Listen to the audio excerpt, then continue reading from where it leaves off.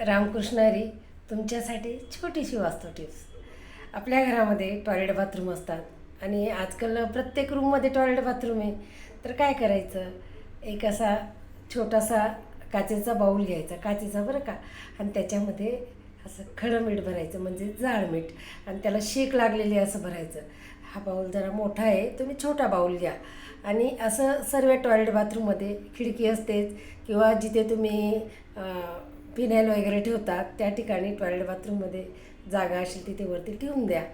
असं म्हणजे काय असतं, टॉयलेट बाथरूममधून निगेटिव्हपणा खूप येतो, टॉयलेटमधून जास्त करून. पूर्वी काय होतं, पूर्वी टॉयलेटच बाहेर असायचे, त्यामुळे निगेटिव्हपणाचा प्रश्नच यायचा नाही. कष्ट करायचं, खायचं आणि निवांत राहायचं असं होतं. आता तसं नाही राहिलं आहे. आता प्रत्येक घरामध्ये टॉयलेट बाथरूम झालं आहे फ्लॅटमध्ये.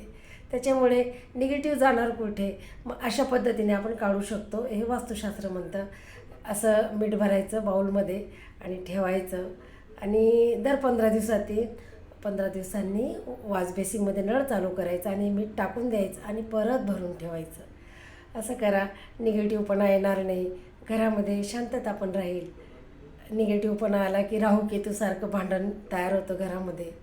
राहूकेतू नाही आपल्याला आणायचं आहे, म्हणून असं करा आणि अनुभव घ्या आणि आनंदाने जीवन जगा. रामकृष्ण हरी.